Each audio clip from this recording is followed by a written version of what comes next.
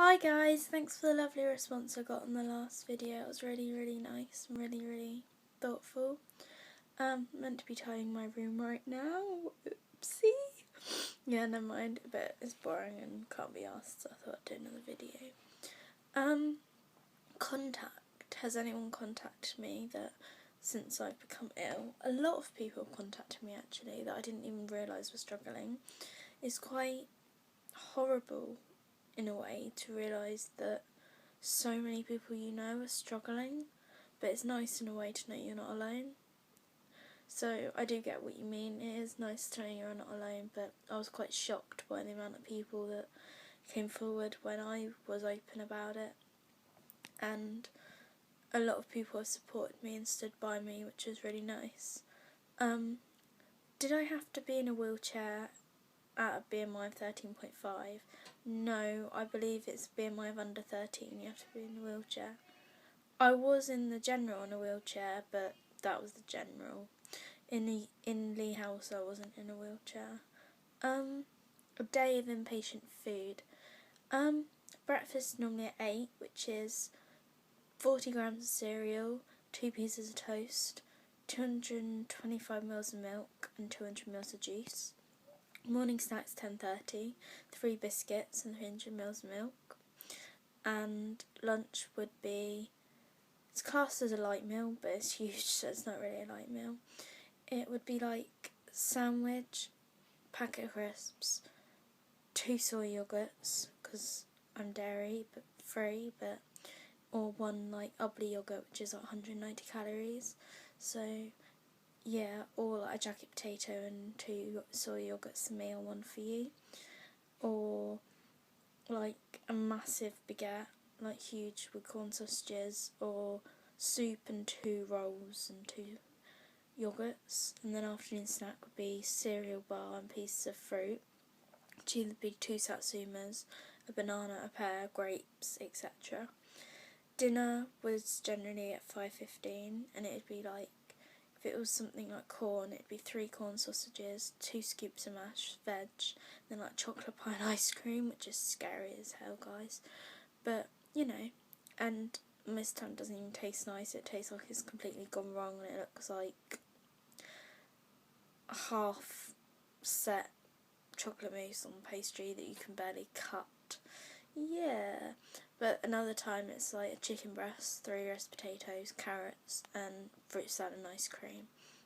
And then evening snacks like Kit Kat and apple with 300ml of milk, or 3 cream crackers with dairy and juice. But I can't have that, so I have 3 biscuits, a piece of fruit and milk again. And that's our daily plan. Yay! But at the moment I have to have like these water juice things as well, which are 300 calories, like at snack time on top of my snack, which is quite scary and hard. I don't like it. Have I lost friends? I don't think I've lost friends, but I have lost friends. That sounds really weird, but because a lot of people aren't going to stick by you when you're in hospital because their lives are moving on and they're getting on with their life. And I think I don't talk to loads of people that I used to, but I don't think I've lost them. It's just because people move on with their lives. I think that is a horrible thing about the illness, is you lose touch with reality, like I said in my previous video about being institutionalised. Encourage or discourage? Yeah, everyone encouraged it.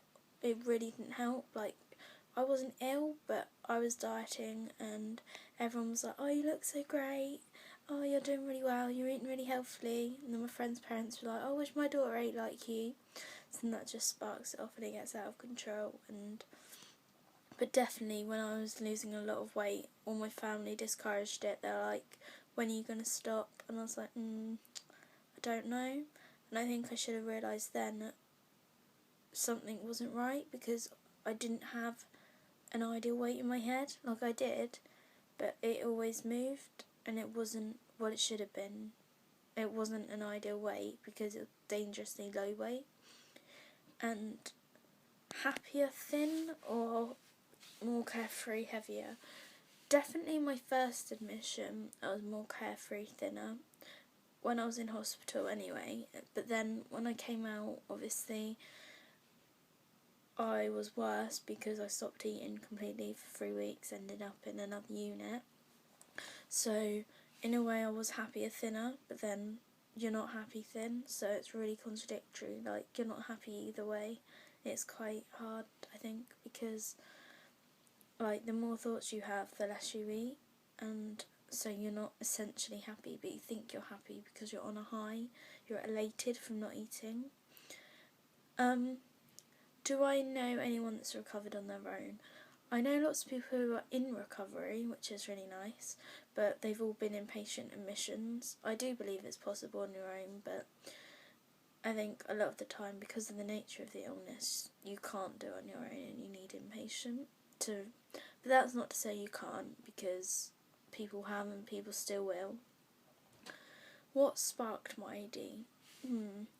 I'm not really sure. This is quite a hard question for me to answer because I was sort of in bulimia before anything really happened. Like, I would binge at like a sleepover and then take laxatives in my friend's bathroom and then binge more, and then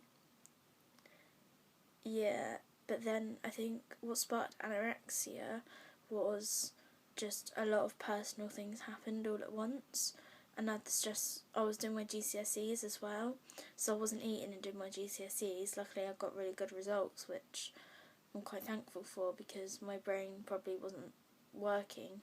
Well, it was, but it could not have been because of what I was doing to it. So I was quite lucky with that. And also, like, I lost quite a lot of important people in my life at the same time, so that left me like grieving, and I guess I needed a hole to fill, and it just filled the hole at the time. How did my family notice? I think where I was in the school, it was quite easy to lie to them, because say I had lunch, and like, I wouldn't lie completely. I'd say I had a jacket, but I'd only eat the skin of it and bin the potato. So it was kind of like, I'm not lying because I did have a jacket, I just had the skin, but I'm not going to tell you that. And when I was on study leave, because I was in year 11, it was harder to hide it. And I remember my mum giving me a cheese sandwich once, like a toasted cheese toasty, you know what I mean. And I burst out crying. No, I think that's when my mum was a bit like, right, okay. And another time she gave me chips, because I used to love chips, as we all do. And I cut it open and tried to eat the potato outside, and she was like, what the hell are you doing? So that's when they really started to notice. And my mum did confront me about what I was eating face to face. She was just like, I've totaled up your calories from what you're telling me you've been eating, and it's way too low. And I was thinking, well, I've exaggerated to you, so it's a lot less than that, but it still seemed like a hell of a lot to me, like too much. I shouldn't have been eating that much. Like, you're saying it's 600, I knew it was like 400, but that still wasn't right. It still should have been 200 or whatever. And I did become like, oh well, I'm eating fine, don't need to worry, blah blah blah, as you do. And the doctor didn't really do much. She was just like, oh, she wants to diet, it's fine, she probably wants to lose weight for prom. So I was like, cheers, thanks for that. And then my mum just become even more helpless. Have I ever really tried to recover? Not gonna lie, not really. Every time I've been discharged, I've just stopped eating and lost weight very quickly, so I can't really say that. And ideal weight, this is a hard one. I don't know if you mean anorexic or me, if that makes sense. I think when I'm in the middle of my anorexia, my ideal weight was 5 stone 0 pounds. I got to 5 stone 10, I think, so I was quite angry that they hospitalised me before I got to it, and I still really want to get to it, but I know it's not possible if they're just going to keep hospitalising me before it, so I'm just in a battle right now. And do I think I was fat? And my highest weight before I started my diet was 10 stone 6 pounds, so I have nearly lost half my weight. Do I think I was fat? Yeah. I don't know. I guess so. Like, I think I'm fat now, but I think my BMI then was just in the overweight, and like everyone said I looked great when I lost a bit, but then I should have stopped and I didn't.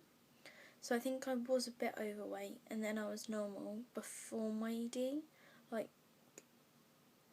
my ED didn't start straight away, obviously, but yeah, definitely thought I was fat, and I do now, but I know I'm not. But it's really hard to describe. You'll know what I mean if you're going through it. Okay. Yeah, sorry for the long video. Cheers. Bye.